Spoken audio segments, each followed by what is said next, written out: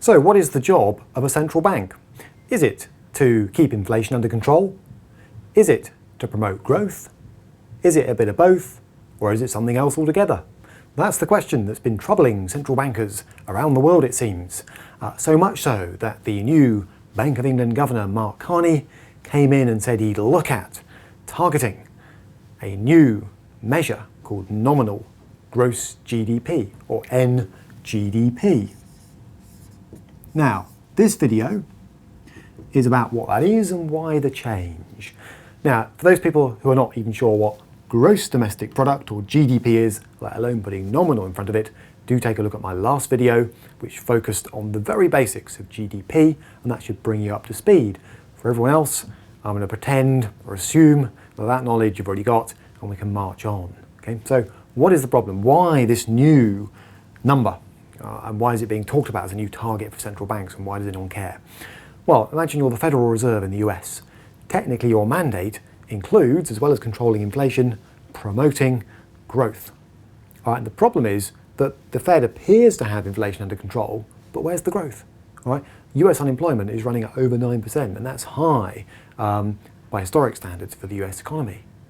Now switch over to Europe, where central banks don't have a mandate to promote growth. All they're supposed to do is keep inflation under control.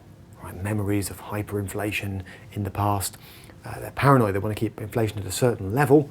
Okay, but again, where's the growth? It's all very well keeping inflation under control, but where's the growth? All right, we've had a massive property-led boom, now a bust. Spain's youth unemployment level is nearly 50%. The UK is not quite that bad, but we've got unemployment creeping upwards and low growth. Okay, so the likes of Mark Carney, new Bank of England Governor, the Federal Reserve, and various other economists have said what you need to do is take the focus away from keeping inflation under control and look at a broader measure of economic health called nominal GDP. Okay, now what does that mean? What is nominal GDP? Well, you can sort of break it down into GDP, which, as I say, I covered in the last video, and inflation. Right, and as I say, traditionally, central banks, at least in recent years, take the Bank of England, for example, their brief has been to keep inflation under control, and they've got one weapon to do that, and that's interest rates, plus, of course, now turning on the money printing presses. Right, the relationship is supposed to be that as interest rates, the cost of money comes down, okay, basically what's supposed to happen there is people think, oh great, the cost of my personal loans and mortgages has gone down, that means more of my wages are available to spend on other things, and they spend money on other things, and the price of those other things goes up, so you get a little bit of inflation, but you get some growth with it, okay? And vice versa, as you raise interest rates, you start to choke off spending, choke off growth, okay? And I cover money printing in another video, by the way, for anyone's interested, called What is Quantitative Easing? All right, let's park that for a moment. So the focus has been on controlling inflation, but central banks have been looking around saying, well, actually, we need to be doing something about growth. Under pressure from governments to do something about growth. So what can we do? One answer is change the target. Instead of focusing just on inflation, let's focus on this thing called nominal GDP, which is, if you like, real GDP plus inflation. GDP has a price adjuster in it, so it is sort of after inflation, the number, if you like, and then you've got the inflation figure. So what would your target be if you switched to nominal GDP? What would that mean as a central bank? What it mean is, as a UK central bank, you might say, well, let's aim for a target of 5%, and that number's been bandied around, okay? How'll that work? Well, let's break that down. Maybe we would like, in an ideal scenario, the UK economy to grow at its long-term growth rate of around 2.5%, okay? We don't want it to grow at like 10%, because unless you're kind of China, coming from a very, very, very low base, all right, you can't keep it up for too long. That would potentially trigger all sorts of problems. It could lead to hyperinflation, and anyway, it's highly unlikely. So let's aim for around the long-term growth rate, 2.5%, and let's aim to keep prices at around 2.5% as well. The CPI inflation target is 2%, but long-term, the old RPI, the old measure of inflation, looking at long-term trend, around 2.5% is positive but reasonably low. You don't want inflation at 25% because that creates price havoc, okay? And we've seen the effects of hyperinflation in Europe in the past. Not pretty, All right. So imagine as a central bank, or don't imagine, but a central bank sits down and said, we'd like ideally to keep the total, that's GDP plus inflation, at about 5%. All right. So how does that give a central bank a bit more flexibility? Well, what they can do is say, if the economy is storming away and growing at 4%, right, then we ought to keep inflation down. Okay, we ought to do something to keep inflation down.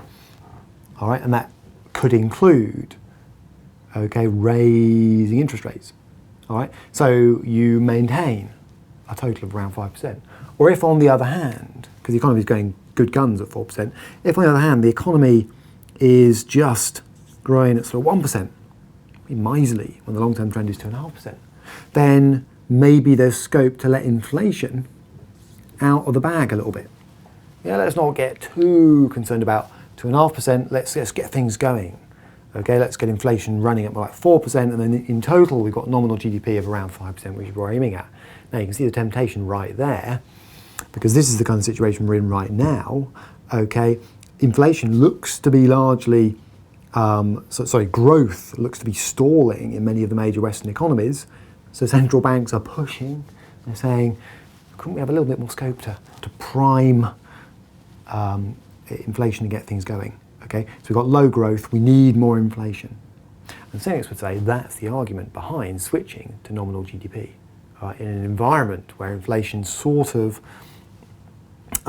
looks to be under control, a bit more inflation might be the way out of trouble. All right? And some people feel that in the UK, for example, we haven't been hitting our inflation target recently at all, and some people think cynically that maybe the Bank of England has been targeting some idea of nominal GDP for some time. All right, so there's the kind of idea behind nominal GDP. It's a mixture of growth and inflation. That's a mandate the Federal Reserve sort of has already, but it's not a mandate that the European Central Bank or the Bank of England has. That requires a change of focus.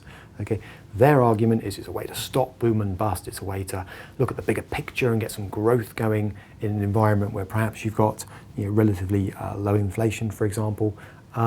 It also gives scope to sort of let the lid off inflation where you've got low growth. But cynics would say this is just an excuse to justify yet more money printing. Can't squeeze interest rates much lower than they are at the moment, but it's an excuse to justify more and more and more rounds of this thing called QE. And I'll finish by saying that for more on QE itself, do take a look at my separate video on the topic. Now, just a reminder, if you'd like these videos delivered once a week to your email, free on a Thursday, do feel free to just click on the link, www.moneyweek.com/Tim Bennett.